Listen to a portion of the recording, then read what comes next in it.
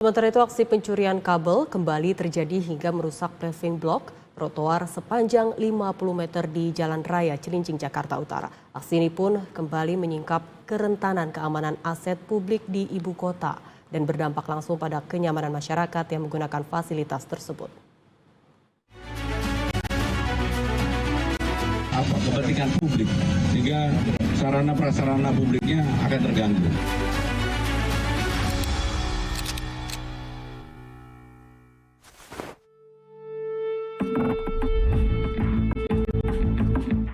Aksi pencurian kabel kembali terjadi di ibu kota.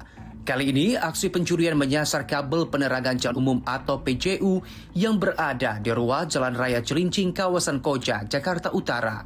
Paving block di ruas jalan tersebut rusak usai dibongkar oleh oknum pencuri kabel. Susunan paving block sepanjang 50 meter itu sempat rusak setelah kabel lampu penerang jalan yang tertanam di dalamnya diambil paksa. Meskipun kondisi trotoar kini sudah diperbaiki oleh Suku Dinas Bina Marga Jakarta Utara, namun aksi pencurian kabel penerangan jalan umum di sepanjang trotoar ini menjadi sebuah ancaman serius terhadap keselamatan warga, mengingat dampak langsungnya yang mematikan fungsi penerangan jalan umum di kawasan tersebut.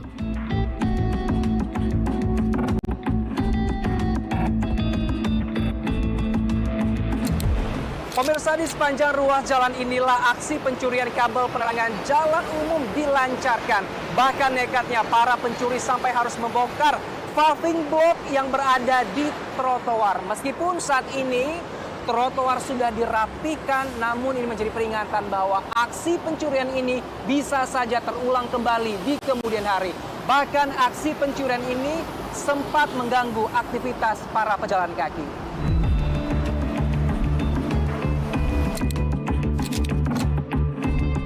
Merespon aksi itu, Gubernur DKI Jakarta Pramono Anung dengan tegas menginstruksikan aparat kepolisian menindak tegas pelaku pencurian kabel penerangan jalan umum di kawasan Koja, Jakarta Utara.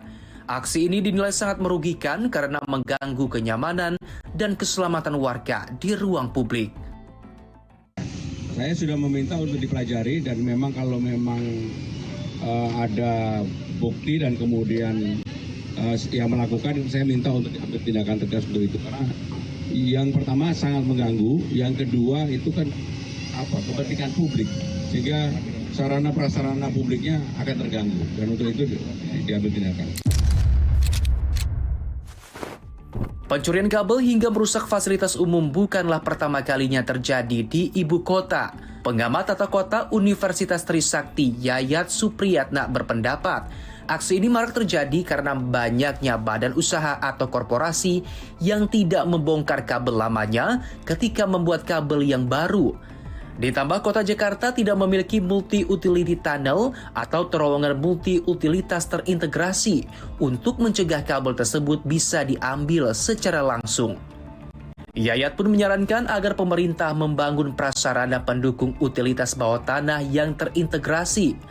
Selain itu, ia juga menyoroti pentingnya menghadirkan peraturan daerah yang mengatur utilitas bawah tanah.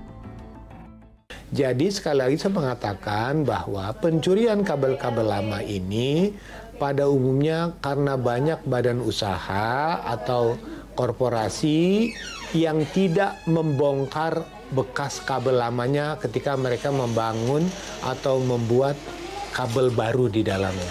Karena bagi mereka membongkar kabel lama juga menjadi risiko tersendiri, apalagi dengan sistem penanaman yang memang dengan model baru ya, otomatis itu kalau dibongkar itu akan menjadi persoalan baru karena itu menjadi sebuah biaya-biaya yang harus ditanggung.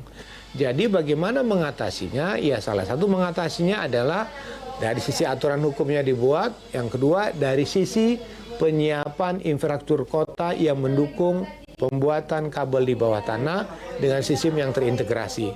Jadi persoalannya siapa yang harus membangunnya itu bisa dari pemerintah atau juga dari pihak swasta.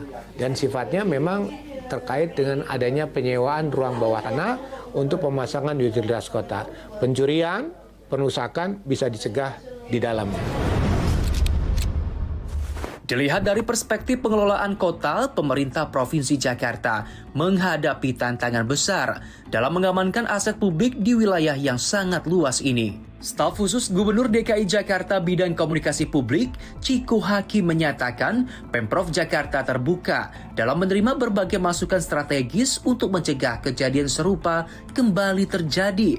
Salah satunya adalah usulan mengenai pembangunan terowongan multi-utilitas bawah tanah yang dirancang untuk melindungi instalasi kabel dari akses ilegal secara langsung. Selain aspek infrastruktur fisik, pemerintah juga menyambut baik masukan terkait penguatan payung hukum melalui pembentukan peraturan daerah atau perda khusus utilitas bawah tanah. Langkah regulasi ini dipandang penting untuk memperkuat pengawasan teknis dan memberikan dasar hukum yang lebih kuat dalam perlindungan aset vital milik rakyat.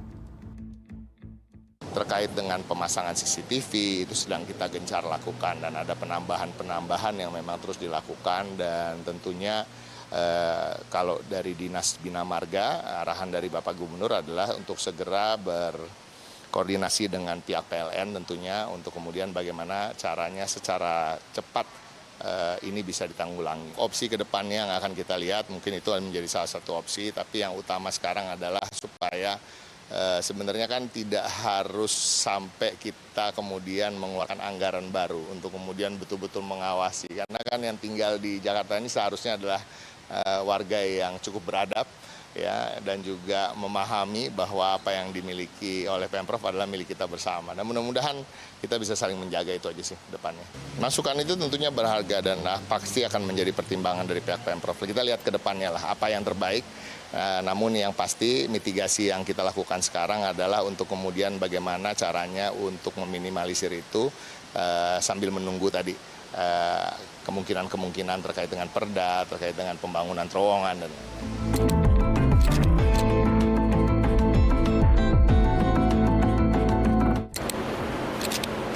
Aksi pencurian yang merujuk pada perusakan fasilitas publik harus ditangani dengan serius. Sinergi antara pemerintah dengan aparat penegak hukum menjadi kunci agar pengawasan dan juga langkah-langkah konkret dibentuk sehingga aksi pencurian ini tidak lagi terjadi di kemudian hari. Dari Jakarta, Tim Liputan Garuda TV.